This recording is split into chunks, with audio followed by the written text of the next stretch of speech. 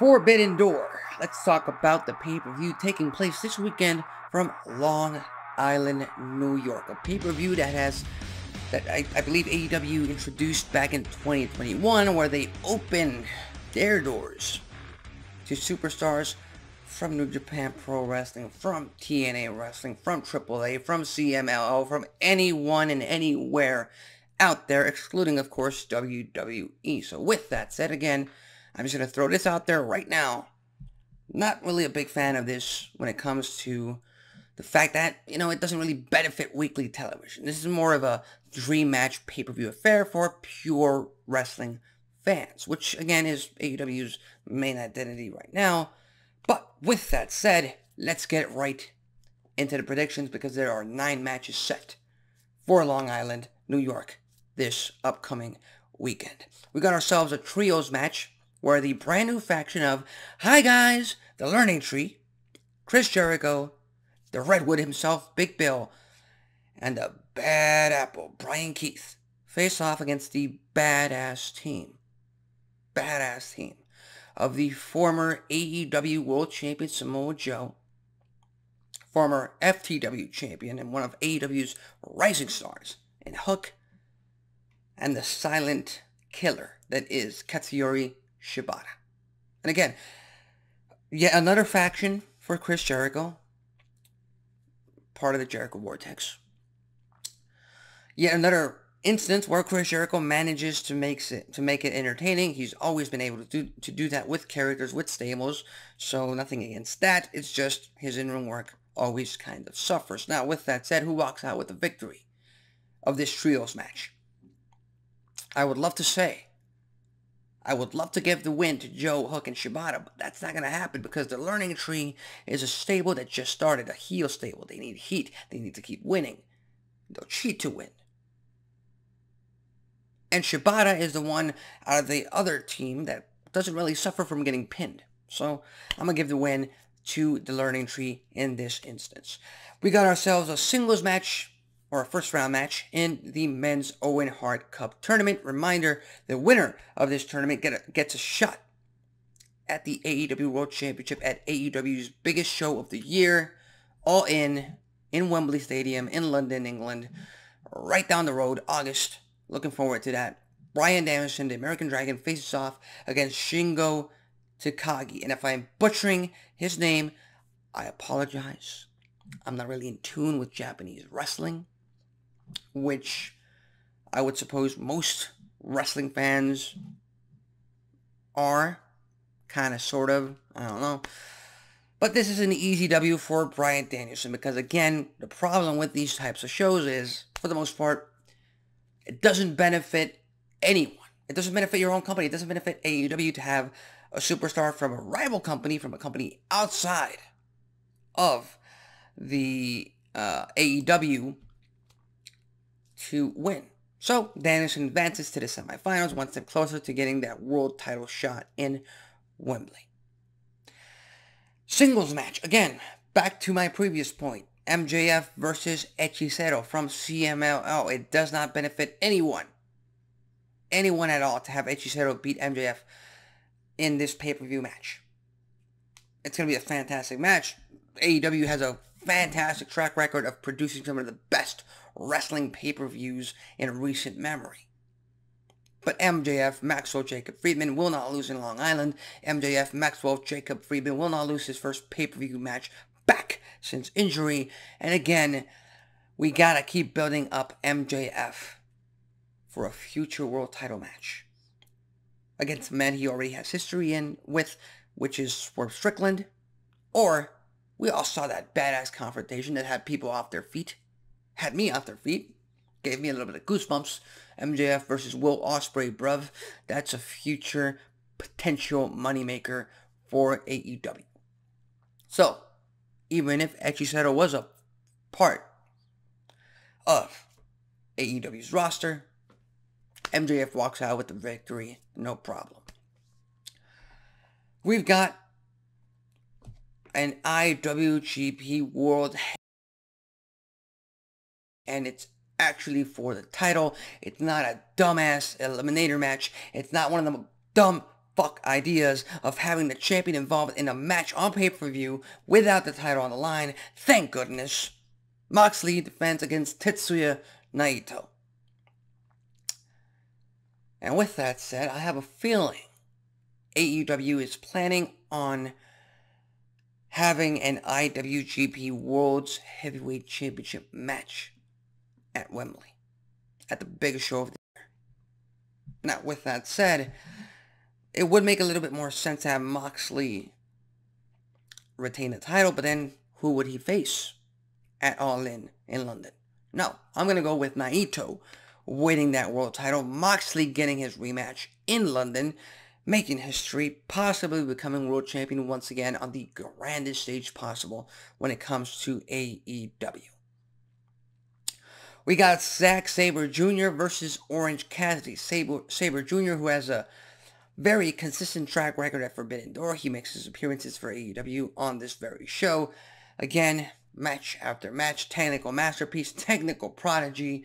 And the only thing going against this match is the fact that it is involved in what it's supposed to be, in the middle of what is supposed to be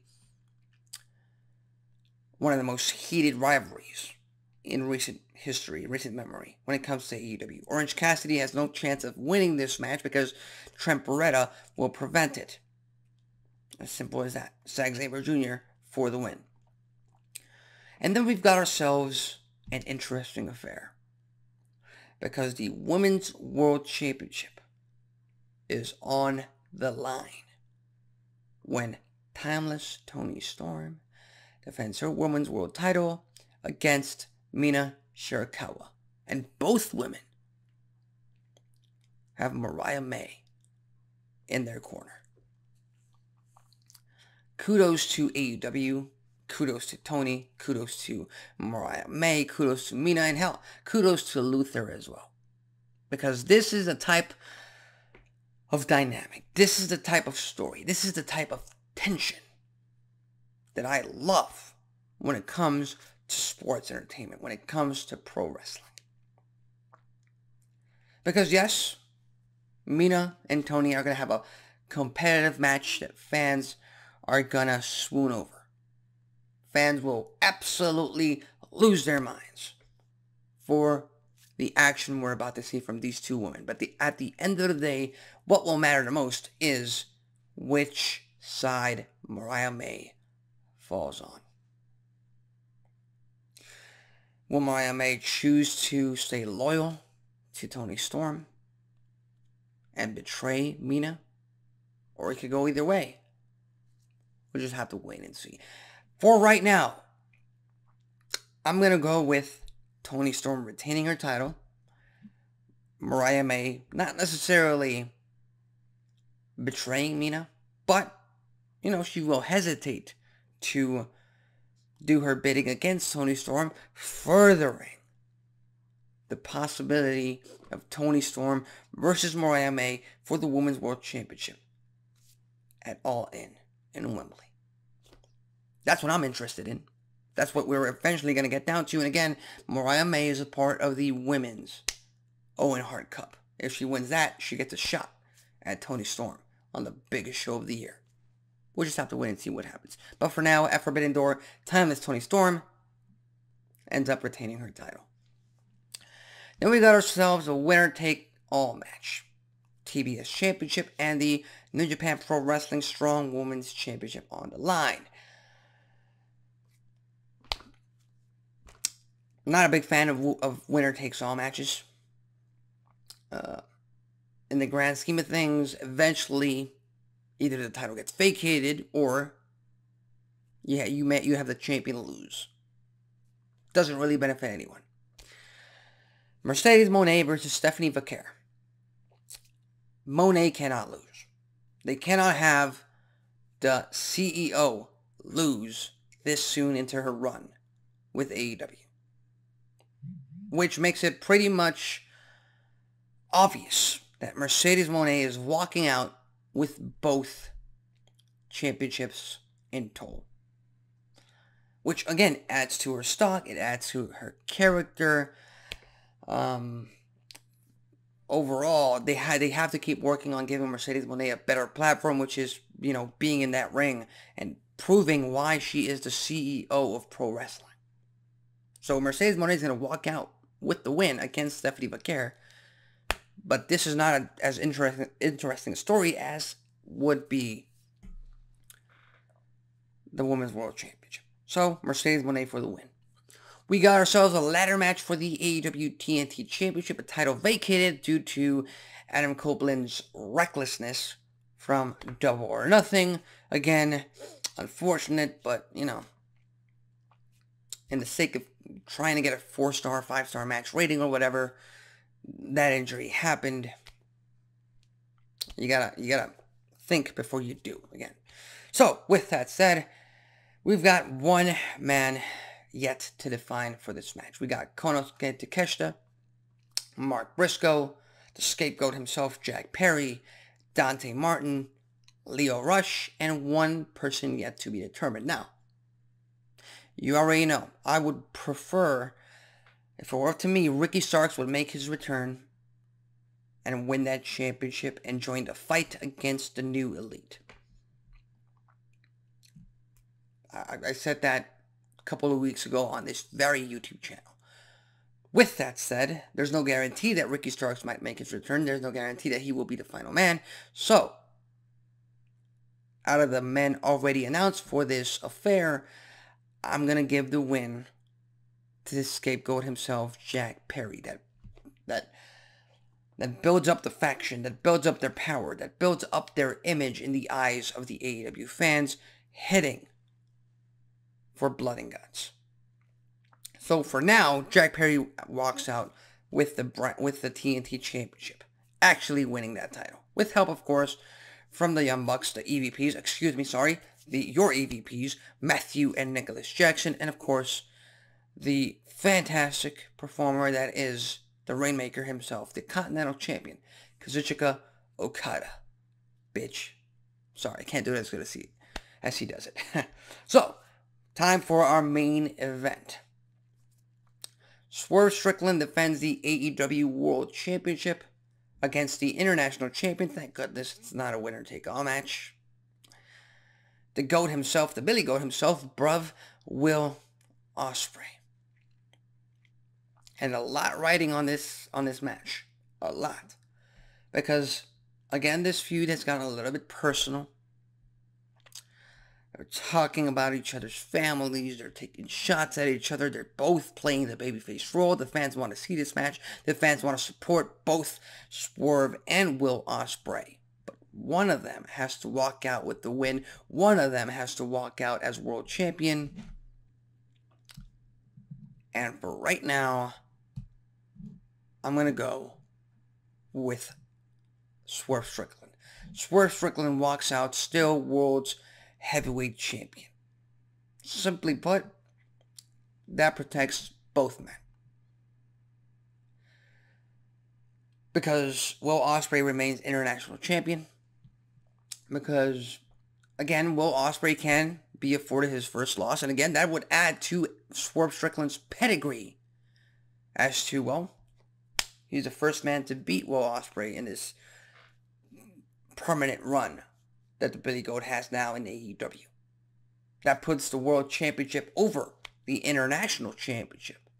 Saying that Will Ospreay, he's the International Champion. He just became the champion. He's been putting on fantastic bout, fantastic performance after fantastic performance, week in, week out on Dynamite. But he's not quite there yet to be World Champion just yet. And then Swerve can go walk into a stadium 60, 70, 80,000 fans strong and, I don't know, drop it to a returning Hangman Adam Page. Drop it to the potential wild card that could be MJF. I don't know. But Will Ospreay might defend his international championship successfully at Wembley, and you have no problem with that. That builds him right back up. And down the line, he gets another shot at the world title, much like AEW did with Switchblade Jay White. And they might even do it even better. Because, unfortunately, Jay White is stuck in trios purgatory. But, for the most part, Swerve Strickland beating Will Ospreay is the lesser of both evils. Again, it's a dream match. This is the kind of match that you want to watch when it comes to AEW. You want to put your best foot forward. Absolutely. Go right at it with Will and Swerve. But for right now, Swerve Strickland walks out with the World Championship. Still his house, Swerve's house. So with that said, those are my predictions for Forbidden Door taking place in Long Island, New York this upcoming weekend. What are yours? Do you agree with mine? Do you think I'm talking out of my ass right now when it comes to these predictions? Leave it in the comment section below. With that said, I'm Alexis Carrillo. This has been Wrestling Talk, and I'll see you next time.